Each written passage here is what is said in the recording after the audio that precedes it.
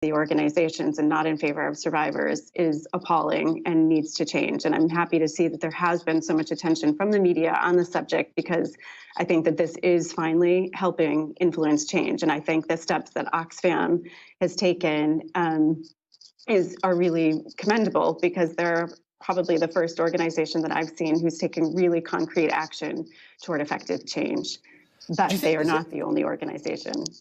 I mean, do you think there's any practical way of policing this, and in particular staff who flit from one country to another, from one organisation to another? Is there any way of policing them, of perhaps vetting them?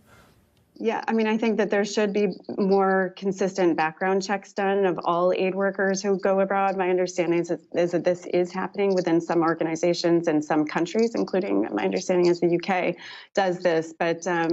But I think there need to be, background checks, but then there also need to be annual reviews and staff who are held accountable. And then that there could be a global list of offenders and a global list of vetted organizations, so that there is greater accountability for people and that they're not passed on from one organization to another. And of course, there are challenges with this, because if you're hiring someone from a country that doesn't have as stringent policies or legal support in place in terms of policing, where you can go and get a statement from your local police officer saying that you actually are, you have a clear record, when in fact that's not true, that's obviously a problem. So there needs to be, it'll take time to be able to develop something that can be used comprehensively across the globe, but I think it's really critical.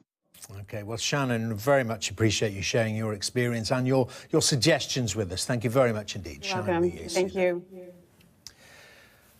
Now, for anyone who spent time outside in the past few weeks, it'll come as no surprise that the UK is hotter than it has been for some decades. New figures from the weather specialists at the Met Office show last year was the 5th warmest since records began more than a century ago. But while average temperatures are rising, UK summers are also getting wetter.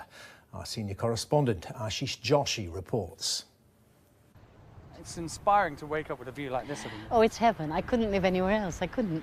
Jane Tatum has the privilege of waking up to one of the most breathtaking views every morning. This clifftop bungalow has been her family home since 1962. The weather has changed since then, but it doesn't worry Jane. I don't think it's going to raise the sea that much. I mean, that would be a phenomenal amount to raise it up to come and flood over here.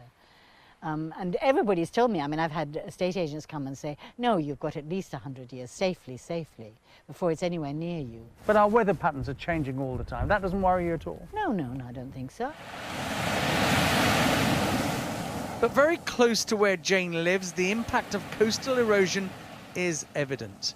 The Burling Gap erodes by 0.7 metres per year on average. Sea levels have been rising by about 1.4 millimetres a year since the start of the 20th century. That's the equivalent of about 16 centimetres since 1900. And all of this exacerbates coastal erosion. Those buildings there on the cliff edge will probably have to relocate to the edge of that car park in the next 5 years or so. Our climate is changing, and that's official. 2017 was the 5th warmest year since records began. 9 of the 10 hottest years in the UK have all occurred since 2002. And it's not just extreme heat. Average rainfall was 20% higher in the years between 2008 and 2017 than those between 1961 and 1990. The UK is sharing in the global warming trend. This warming world that we're seeing, we're now over a degree Celsius warming the global average as well, relative to pre-industrial conditions, related to greenhouse gas emissions. And with this warming comes more extreme temperatures and the greater risk of floods and droughts. Indeed, the sort of extreme heat waves that we've seen this summer. It's been the driest start to a summer on record. And if we have only average rainfall for the next month and a half, this summer will be in the top 10 driest of all time. The warning from some climate change experts is that continually rising temperatures threaten our health, will cause water shortages and damage the environment. But for some people like Jane, the weather isn't an exact science. And for now, she's content to soak up her view in the sun. Ashish Joshi, Sky News, East Sussex.